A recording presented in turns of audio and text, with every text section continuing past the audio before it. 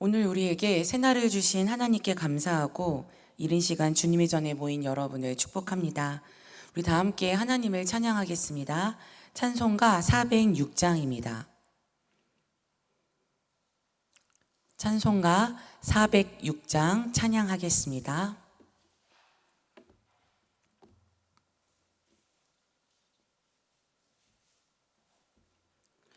고난 내 영혼 편히 쉴 꽃과 풍랑이 러도 안전한 보국 복분까지도 다스리시는 주의 영원 바르지혜 주의 영원하신 발 함께하사 항상 나를 붙드시니 어느 곳에 가든지 요동하지 않음은 주의 팔을 의지함이라. 세상 친구들 나를 버려도 예수는 함께 동행함으로 주의 은혜가 충만하리니 주의 영원한 바르지혜 주의 영원하신 발 함께하사 항상 나를 붙드시니 어느 곳에 가든지 요동하지 않음은 주의 팔을 의지함이라. 나의 믿음이 연약해져도 미리 예비한 힘을 주시며 위태할 때도 안보하시는 주의 영원한 바르지혜 주의 영원하신 발 함께하사 항상 나를 붙드시니 어느 곳에 가든지 요동하지 않음은 주의 팔을 의지함이라. 능치 못한 것 주께 없으니 나의 일생을 주께 맡기면 나의 모든 짐 대신 지시는 주의 영원한 바르지혜 주의 영원하신 발 함께하사 항상 나를 붙드시니 어느 곳에 가든지 요동하지 않음은 주의 팔을 의지함이라. 아멘. 사도신경으로 우리의 신앙을 고백하겠습니다. 전능하사 천지를 만드신 하나님 아버지를 내가 믿사오며 그 외아들 우리 주 예수 그리스도를 믿사오니 이는 성령으로 잉태하사 동정녀 마리아에게 나시고 본디오 빌라도에게 고난을 받으사 십자가에 못 박혀 죽으시고 장사한 지 사흘 만에 죽은 자 가운데서 다시 살아나시며 하늘에 오르사 전능하신 하나님 우편에 앉아 계시다가 저리로서 산자와 죽은 자를 심판하러 오시리라. 성령을 믿사오며 거룩한 공회와 성도가 서로 교통하는 것과 죄를 사하여 주시는 것과 몸이 다시 사는 것과 영원히 사는 것을 믿사옵나이다. 아멘. 오늘 우리에게 주신 하나님의 말씀은 사도행전 18장 12절에서 18절까지의 말씀입니다.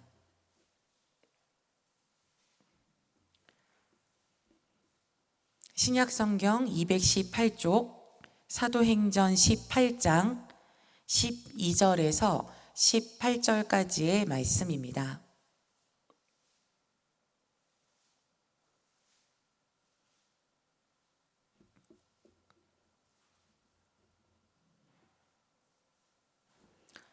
우리 찾으신 이 말씀을 한 목소리로 읽겠습니다.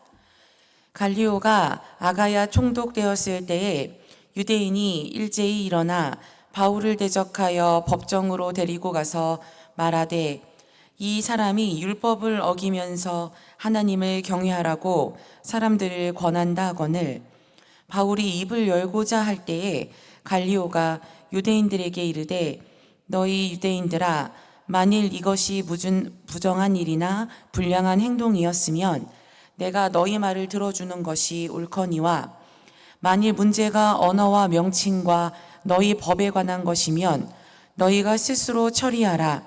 나는 이러한 일에 재판장 되기를 원하지 아니하노라 하고 그들을 법정에서 쫓아내니 모든 사람이 회당장 소스데네를 잡아 법정 앞에서 때리되 갈리오가 이 일을 상관하지 아니하니라. 바울은 더 여러 날 머물다가 형제들과 작별하고 배 타고 수리아로 떠나갈새 브리스길라와 아굴라도 함께 하더라. 바울이 일찍이 서원이 있었으므로 갱그레아에서 머리를 깎았더라. 아멘. 이 말씀은 하나님의 말씀입니다. 오늘 하루도 하나님 말씀을 힘입어 승리하는 복된 날 될 수 있기를 간절히 소망합니다. 내가 너와 함께 있음에 어떤 사람도 너를 대적하여 해롭게 할 자가 없을 것이니 이는 이 성중에 내 백성이 많음이라 하시더라라고 주님은 바울을 위로하셨고 바울은 영적 침체에 빠졌었던 도시인 그 고린도에서 1년 6개월이나 더 머물 수 있었습니다. 그런데 다시 고린도의 유대인들이 들고 일어나서 바울을 이제 총독 갈리오에게 끌고 가 바울을 고발했습니다. 그들의 고발 사유는 오늘 본문 13절의 말씀으로 바울이 법에 어긋나는 방식으로 하나님을 전한다는 것이었습니다. 여기서 법은 율법을 말하는 것이 아니라 그 로마법을 이야기합니다. 로마 제국은 종교에 관대했지만 또한 관대하지 않았습니다. 로마는 이제 그 로마 정부가 승인한 종교는 인정해 주었고 가르치거나 포교 활동을 하는 것 방해하거나 막지 않았습니다. 그런데 승인되지 않은 종교를 가르치는 것은 법적으로 금지되어 있었습니다. 유대교는 로마가 승인한 종교입니다. 그러니까 회당도 있고 가르치는 것 모두 다 가능합니다. 그렇다면 유대인들이 바울이 법에 어긋난다라고 하는 것은 바울이 전하고 가르치는 것이 유대교와는 전혀 상관없는 유대교에 반한다라는 것이죠. 그러하니 로마의 총독 갈리오에게 이제 바울이 가르치는 것은 승인되지 않은 종교이니 그러니까 로마법에 의해서 금지되니 바울이 가르치고 전하는 것을 금지하고 바울을 로마법으로 처벌해 달라고 요청하는 것입니다. 이 바울을 대적하는 유대인들의 목적은 이제 복음 전파 자체를 막는 것이었습니다. 갈리오의 법정에서 이제 갈리오 총독의 법정에서 만약 이 갈리오가 유대인의 편을 두어 주어서 바울을 처벌한다면 복음 전파 자체가 이제 앞으로 어렵게 될 것입니다. 그냥 단순히 바울 개인을 고발해서 바울 개인이 고난당하는 문제가 아니라 지금 이제 유대인을 넘어서 이방인에게로 온 세상을 향하여 복음이 나아가고 있는데 그 길이 이제 막혀버릴 수 있는 엄청난 위기가 바로 오늘 우리가 함께 읽은 본문의 말씀인 것입니다. 그 당시 로마의 힘이 또 로마의 법이 복음 자체가 전파되는 것을 막을 수 있는 것이 현실이었습니다. 우리는 이 문제의 책임을 바울 개인에게 돌릴 수 있습니다. 사도행전 어제 함께 나누었던 그 이야기 사도행전 18장 6절 말씀을 보면 유대인들에게 바울은 이렇게 이야기했죠. 제가 읽겠습니다. 그들이 대적하여 비방하거늘 바울이 옷을 털면서 이르되 너희 피가 너희 머리로 돌아갈 것이요 나는 깨끗하니라 이후에는 이방인에게로 가리라 하고 그러니까 바울이 유대인들과의 관계를 끊겠다는 이 말 때문에 이런 사단이 난 것 아닌가라고 그렇게 생각할 수도 있습니다. 그런데 우리가 그 이후에 바울이 하는 그 행동을 보면, 바울이 내가 이방인에게 가리라 라고 선언한 이후에 유대인들에게 복음 전하는 것을 멈춘다거나 다시 회당을 찾지 않는다거나 하지 않은 것을 보면 바울이 유대인을 향한 복음 전파를 멈추지 않았다라는 것 알 수 있습니다. 회당장 그리스보와 그의 가족이 예수를 믿고 세례를 받지 않았습니까?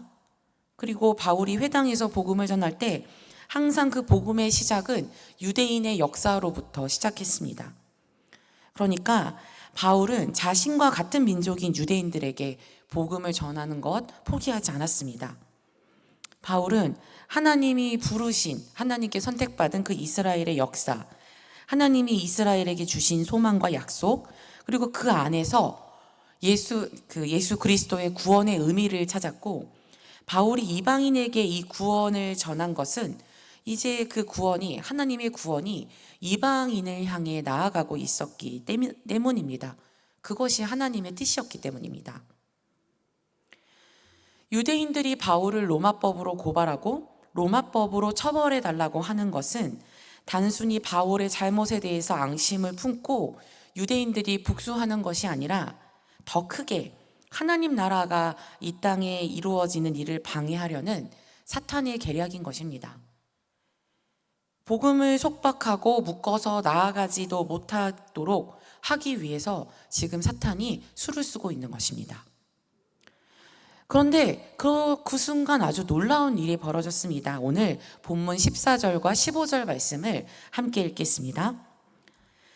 바울이 입을 열고자 할 때에 갈리오가 유대인들에게 이르되, 너희 유대인들아, 만일 이것이 무슨 부정한 일이나 불량한 행동이었으면 내가 너희 말을 들어주는 것이 옳거니와, 만일 문제가 언어와 명칭과 너희 법에 관한 것이면 너희가 스스로 처리하라. 나는 이러한 일에 재판장 되기를 원하지 아니하노라 하고, 바울이 이제 그 고발에 대해서 갈리오의 법정에서 항변하려고 하는 그 순간 갈리오가 그 바울의 입을 막았습니다. 유대인들의 고발은 바울이 로마가 승인하지 않는 종교를 선포한다는 것이었는데, 그런데 갈리오는 그것을 그렇게 보지 않았습니다. 이 총독 갈리오는 역사적인 인물인데, 그 로마의 철학자 세네카의 동생으로 관대하고 친절하고 그 공명정대한 인물로 알려져 있습니다. 로마는 제국이지만 그 넓은 제국을 다스리기 위해서는 그 일관적인 통치가 필요하지 않겠습니까? 그래서 로마에는 로마 법이 있었고, 각 제국마다 그 제국의 그 속주마다 로마의 법으로 통치되고 있었습니다. 그리고 이곳 고린도도 마찬가지죠. 갈리오의 법정에서 오늘 유대인들이 바울을 고발한 사건의 쟁점은 바울이 가르치는 것이 새로운 종교인가 아니면 유대교의 한 분파인가 하는 것이었습니다. 갈리오의 결정에 따라 이제 복음의 운명이 달라지게 될 것입니다. 그런데 그 결과가 너무나 놀라웠습니다. 갈리오는 오늘 본문 15절에서 너희 법이라고 유대인들에게 이야기하며 바울이 전하고 가르치는 것을 새로운 종교로 보는 것이 아니라 유대교의 한 분파로 보았습니다. 그렇다면 이것은 로마법으로 처리해야 되는 문제가 아닌 것입니다. 유대 내에서 유대의 율법으로 알아서 해야 하는 문제로, 그것은 로마법에 관할 건 바깥에 있었기 때문에 이 사건을, 그러니까 지금 유대인들이 갈리오 총독에게 고발했잖아요. 이 사건을 소송 당사자들의 항변을 듣지 않고, 이것은 관할권이 없는 문제이기 때문에 재판 자체를 하지 않기로 결정하고 유대인들과 그리고 바울을 그 법정에서 내쫓았습니다. 그런데 갈리오는 재판 자체를 하지 않았기 때문에 판결을 하지 않았습니다. 그런데 갈리오가 바울이 전한 복음을 유대교의 한 분파로 보고 이렇게 처리한 것은 복음 전파에 있어서, 기독교에 있어서는 매우 유리한 일이었습니다. 갈리오는 유대인들과 바울과의 갈등을 그들 내부의 문제로 보았고, 이것은 로마의 위협이 되는 것이 아니라고 판단했습니다. 그리고 내부의 문제가 아니라는, 그들 내부의 문제라는 것은 바울이 전하고 가르치는 것이 새로운 종교가 아니라 유대교의 한 분파라는 것. 그렇다면 이것은 다른 말로 하면 이제 로마법에 의해서 복음이 보호받을 수도 있다라는 의미가 됩니다.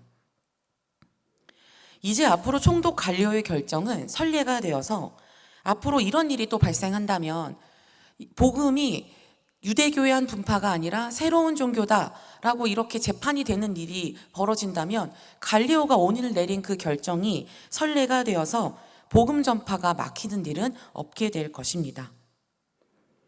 직접적으로 이 갈리오 총독이 복음이 불법이 아니라고 선언한 것도 아니고 자신이 의도하고 원하지 않을 수도 있었으나 갈리오 총독에 의해서 복음은 날개를 달았고 이제 복음 전파는 이전보다 더 자유로워질 수 있었습니다. 그런데 여기서 바울이 한 일은 하나도 없었습니다. 바울이 갈리오 총독의 그 법정에 끌려왔을 때 아마 바울은 답답하고 억울했을 것입니다.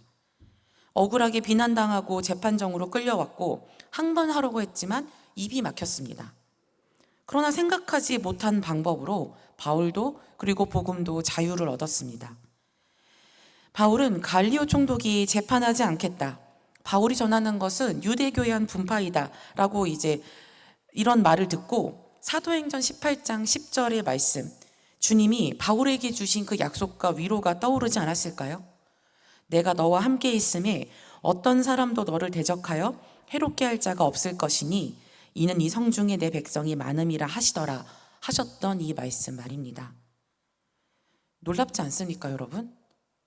유대인들은 로마의 법으로 복음을 막으려고 했지만 우리 주님은 그 로마법으로 바울과 그리고 복음을 지키셨습니다. 이 판결 이후 고린도의 유대인들은 바울에게 아무것도 할 수 없었습니다. 바울을 처벌하는 것을 실패한 유대인들이 얼마나 화가 나는지 17절 말씀을 보면 회당장 소스데네를 잡아 갈리오 총독 앞에서 때렸습니다. 그러나 갈리오는 유대인들의 이러한 비열한 행위에 눈도 깜짝하지 않았고 아무런 조치도 하지 않았습니다. 유대인의 문제는 유대인들이 알아서 해야 된다라는 것이 갈리오의 원칙이었고 그 원칙은 변함없다라는 것을 갈리오가 보여주는 것입니다. 그리고 갈리오의 그 원칙은 오늘 복음에 자유의 날개를 달아 주었습니다. 갈리오의 법정에 끌려갈 때에 바울은 갑갑하고 답답했지만 이제 바울은 자유합니다. 얼마나 자유했는지 억울하게 모함하여 재판정에 끌고 가게 한 가해자들이 있는, 언제든지 바울을 해칠 준비가 되어 있는 자들이 지리비한 이곳 고린도를 오늘 본문 말씀 18절을 보면 바로 떠나지 않고 여러 날을 더 머문 것을 보면 알 수 있습니다. 억울하고 답답하고 괴롭고 힘든 그곳에서 역사하시는 하나님은 바울에게 자유를 주셨고 바울은 그 자유를 누렸습니다. 우리 그리스도인들은 하나님이 이 세상을 섭리한다고 믿습니다. 여러분 그렇게 믿으시지요? 모든 일에 하나님의 심오한 계획과 하나님의 일하심이 있을 것이라고 우리는 믿습니다. 그런데 이제 이 하나님의 섭리는 인간의 자유와 충돌할 수도 있습니다. 하나님이 모두 다 하신다면 인간은 하나님이 움직이시는 체스판의 말, 로봇 같은 것 아닐까? 그럼 하나님이 자유를 주셨다는 것, 그거 잘못된 것 아닐까? 라고 생각할 수 있습니다. 그런데 오늘 본문에서 하나님의 섭리에 대한 우리는 새로운 의미를 깨닫게 됩니다. 하나님의 섭리는 자유입니다. 갈리오를 당시 그 지방의 총독으로 오게 한 하나님의 섭리는 바울과 그리스도인들과 복음의 자유의 날개를 달아주었습니다. 갈리오 총독이 복음의 자유의 날개를 달아준 것이 아니라 결국 우리 하나님이 하신 것이지요.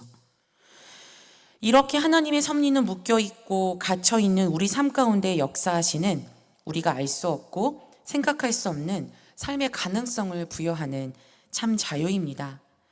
하나님은 우리에게 자유를 주시기 위해 우리와 함께 하시며 우리의 삶을 오늘도 인도하십니다. 너무 기쁘고 감사하고 또 행복하지 않습니까? 오늘도 하나님과 동행하는 하나님의 섭리하신 가운데 하나님이 주시는 그 참 자유를 누리는 우리 모두가 될 수 있기를 간절히 소망합니다. 기도하겠습니다. 자비로우신 하나님, 우리에게 새날을 주신 주님께 감사드립니다. 오늘 주님이 우리의 삶을 어떻게 역사하실지, 우리 가운데 함께 하시는 하나님과 어떻게 동행하며 이 하루를 누릴지 기대가 되고 감사하는 마음으로 이 한날을 시작하게 하여 주시옵소서. 우리에게 닥치는 모든 문제와 어려움 가운데에서도 흔들리지 않게 하시고 우리와 함께 하시며 우리보다 먼저 역사하시는 하나님의 사랑을 잊어버리지 않게 하여 주시옵소서. 오늘 하루도 주님이 우리에게 부여하신 생의 목적을 이루는 삶을 향하여 한 걸음 더 나아갈 수 있도록 우리에게 용기를 주시고 힘을 주시옵소서. 우리 주 예수 그리스도의 이름으로 기도합니다. 아멘. 하늘에 계신 우리 아버지여, 이름이 거룩히 여김을 받으시오며 나라가 임하시오며 뜻이 하늘에서 이루어진 것 같이 땅에서도 이루어지이다. 오늘 우리에게 일용할 양식을 주시옵고 우리가 우리에게 죄 지은 자를 사하여 준 것 같이 우리 죄를 사하여 주시옵고 우리를 시험에 들게 하지 마시옵고 다만 악에서 구하시옵소서. 나라와 권세와 영광이 아버지께 영원히 있사옵나이다. 아멘.